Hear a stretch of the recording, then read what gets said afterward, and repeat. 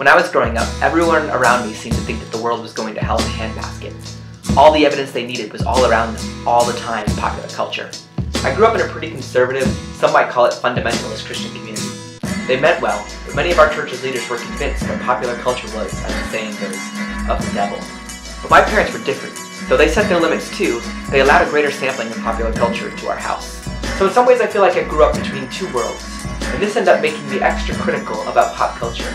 I'd watch and wonder, what is the message this show is communicating? I'd listen and think about whether there was anything redemptive about a song's lyrics. And as I did this over the years, certain trends jumped out at me.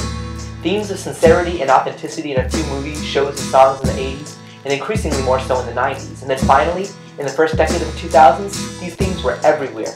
Clearly, we are in the midst of a new sincerity, an emphasis on being true and authentic in the art we create. This new sincerity, it turns out, has opened up a space for writers, directors, singers, songwriters, and authors to tell moral stories through their art. And they're doing it. Look to films created by Judd Apatow, songs sung by Lady Gaga, books by Michael Chabon, and television shows like Modern Family and The New Girl. This new morality might not be identical to traditional American morality, hence, not your mother's. But when it comes to classic American values of God, family, country, you'll find that these things are just as important today as they've ever been. I wrote Not Your Mother's Morals to bring your attention to this movement, to celebrate it, to preserve it. And most of all, I hope it will inspire you to do your part in new sincerity, to be authentic, to be true, to be good.